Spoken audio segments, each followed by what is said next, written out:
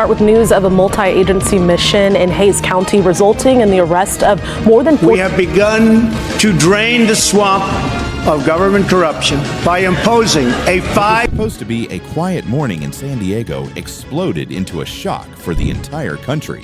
When federal agents knocked down the doors of a government office, they expected to find paperwork, maybe signs of internal misconduct. Instead, they uncovered 6.3 kilograms of cocaine, a Glock pistol, and bags containing more than $42,000 in cash. Gabriel Mendoza, the assistant regional coordinator, the same man who preached from podiums about fighting drug trafficking and defending equality, turned out not to be a defender at all. He was a link in a shadow network stretching far beyond the walls of his office. The city hadn't even woken up yet, and conversations were already erupting about cartel penetration, compromised officials, and top bureaucrats who seemed to stand much closer to narco-trafficking than to their voters. How deep did this network run?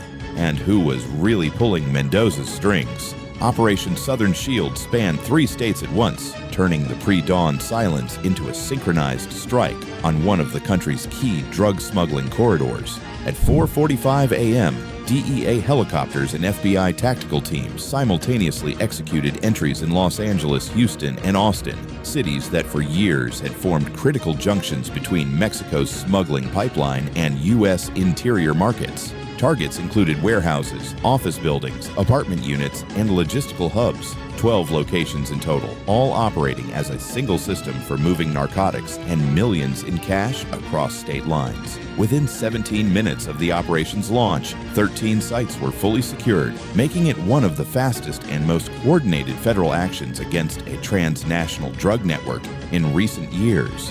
According to intelligence analysts, this tri-city cluster formed the Southern Corridor, a route used for shipments, concealment, and redistribution of illicit cargo across the country. The operation was the culmination of months of surveillance, intercepted communications, and digital intelligence gathering. When the tactical teams breached the Southern Shield targets, it became clear this wasn't just another strike against drug trafficking. It was the exposure of a network that had penetrated far deeper than anyone imagined. Within hours, federal agents documented a scale rarely seen even in multi-year investigations. 980 kilograms of narcotics, including high-purity cocaine, powdered fentanyl, and pressed pills disguised as popular painkillers and stimulants. 103 firearms, from imported assault rifles to modified carbines and pistols outfitted with illegal full auto switches, were recovered from hidden compartments, safes, and false walls. But the greatest shock came from the 38 arrests. Mid-level officials, customs inspectors, municipal employees, and even several law enforcement officers who, according to investigators, provided cover for smuggling routes or cleaned up digital traces of transactions. The first spark was an anonymous report submitted to the Internal Security Hotline 6 months earlier. The unidentified whistleblower warned about unusually large import volumes flowing into select tech companies and about covert meetings between public employees and suspicious intermediaries. This tip aligned with data from customs analysts. Shipments of chemical reagents began entering the country with inconsistent certificates and mismatched destination codes. This triggered a months-long investigation involving FBI, DEA, and HSI, which merged their cyber units, surveillance teams, and technical groups under one joint interagency command. Agents deployed field cameras, tapped the phones of key players, and used deep digital monitoring of cryptocurrency wallets. Wiretaps delivered the first confirmation. Suspects discussed packages, guests, and contracts using coded phrasing typical of cross-border smuggling operations. Undercover agents ran controlled buys, not only of narcotics but also of pill press equipment and medical packaging materials. Several times, operatives posed as interested buyers to obtain product samples, QR payment codes, and courier contacts. At the center was a chain of shell companies registered to straw owners. On paper, they purchased laboratory reagents and nutritional additives. In reality, they imported precursors for fentanyl production. Payments were made in cryptocurrency, often routed through mixers, service wallets, and obfuscation networks to erase origins. The cleaned crypto was then transferred to offshore accounts or cashed out through underground conversion hubs. Narcotics entered through multiple channels. via commercial freight, hidden in double-layered pallet bases, via couriers traveling state to state with small but highly pure batches, via corrupt officials who provided, as investigators described, green corridors through certain transport nodes. The investigation found that part of the proceeds was funneled back into the network to purchase weapons from private sellers or to steal equipment from police armories through corrupt insiders. The final warning sign came from suspicious import documents that, according to HSI Analytics, contained identical structural errors, templated phrases generated by artificial intelligence. This indicated centralized document fabrication and a large organization behind the scenes. Simultaneously, FBI cyber units recorded a sudden surge in cryptocurrency activity among linked wallets, a six-fold increase in just 48 hours. At operational briefings, the conclusion was clear. The network was preparing either a major shipment or an emergency purge of evidence. That became the green light for the raid. Operation Southern Shield didn't just dismantle a supply chain. It exposed an entire system where crime, corruption, and modern digital technologies fused into an industrial-scale enterprise. And investigators say this is only the visible tip of a much larger structure. What federal agents saw after securing all Southern Shield sites looked less like a criminal operation and more like a parallel state, with its own customs, warehouses, delivery system, and law enforcement officers who worked against the law rather than for it. Among the 38 arrests were city administration employees, 2 county sheriffs, and 3 detectives who for years had provided a protective umbrella for the shadow network. Their authority allowed criminals to exploit what should have been untouchable: government mail, municipal storage facilities, even school bus depots, all of which had been converted into logistical nodes for drug trafficking. At the center were foreign suppliers who shipped precursors and finished narcotics disguised as industrial reagents and medical materials. Some shipments arrived through official channels. That's where corrupt officials stepped in. They corrected declarations, lowered reported weight, or marked packages as internal departmental cargo exempt from full inspection. After that, the drugs moved to mixing labs hidden in the basements of commercial buildings and hangars registered as repair workshops or food processing facilities. There, cocaine was refined to market purity, and fentanyl was diluted into forms nearly indistinguishable from licensed pharmaceuticals. Next came the second tier of the system: municipal warehouses and school bus depots acting as temporary storage zones. Transport was handled by employees with full access to official routes, people who could move shipments without fear of being stopped by police. Distributors, mostly corrupt law enforcement officers and private logistics operators, passed the final product to small couriers or packed it into secure postal channels disguised as interstate documentation. This is how the drugs spread across 3 states, widening the scheme's operational geography. Another major component was weapons. Firearms were purchased from private dealers or taken from police armories with insider help. Illegal workshops modified them for automatic fire or for ammunition with enhanced penetration. The weapons served as a tool of control, guarding labs, escorting shipments, and intimidating debtors. The network also concealed undocumented workers, individuals used for manufacturing, transport, and concealment. They were kept in underground apartments and prevented from leaving the network. Some women were trafficked, forced to work under threat of violence while simultaneously serving as an additional revenue stream.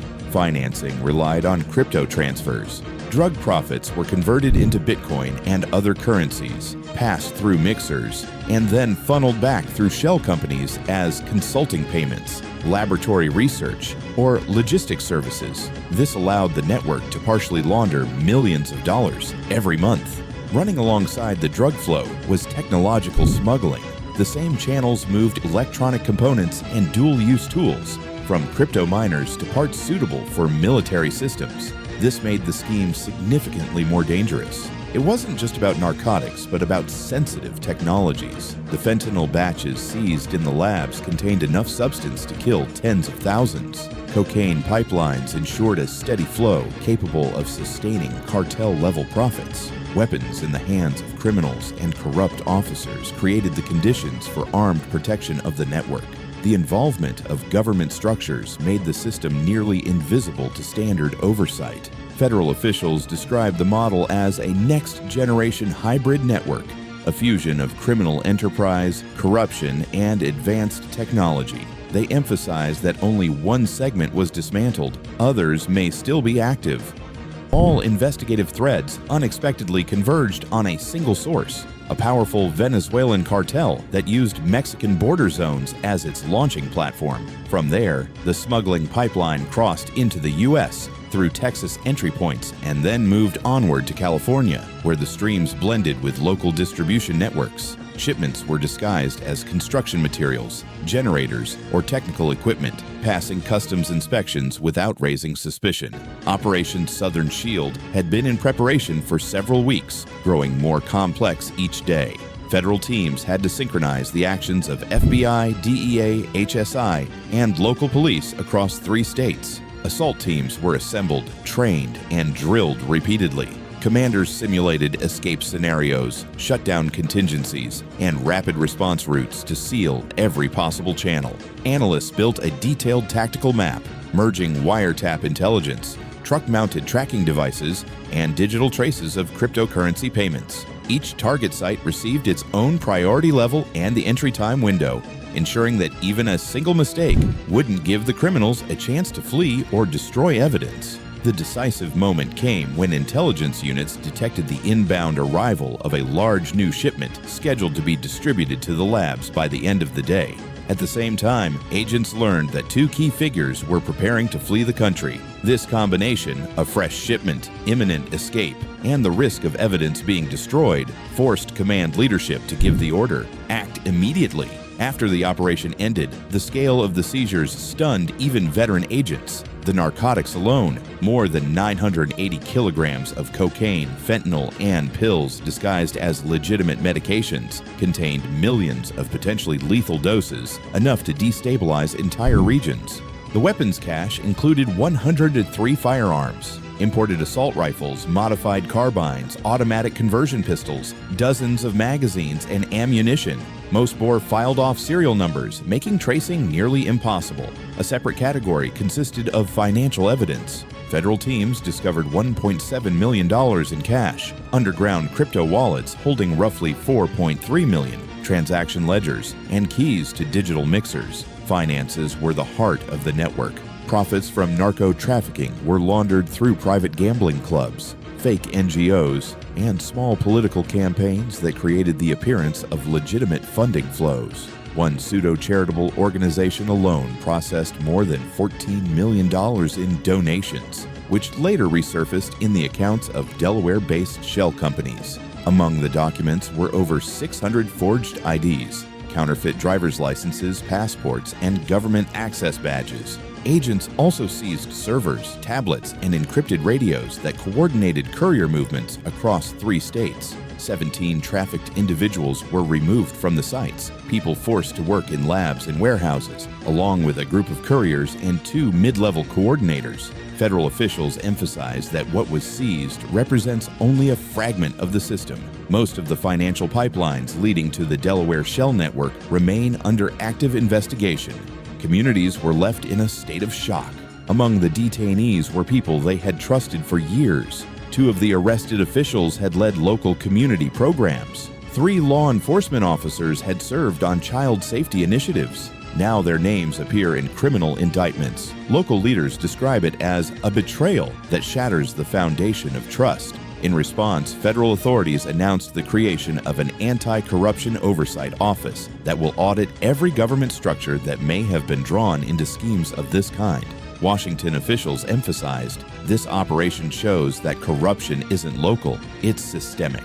Agents call the exposed network one of the most dangerous in recent years. It survived so long because it hid inside legitimate government processes, using municipal warehouses, postal routes, and official service channels. When criminals hide in the shadow of legal structures, that is the most insidious form of infiltration, said one FBI coordinator. The scheme was uncovered thanks to a combination of digital intelligence, intercepted crypto traffic, and analysis of internal movement logs of corrupt employees. According to the DEA, we cut the spine of the network, and it will not rise again in the form it once existed.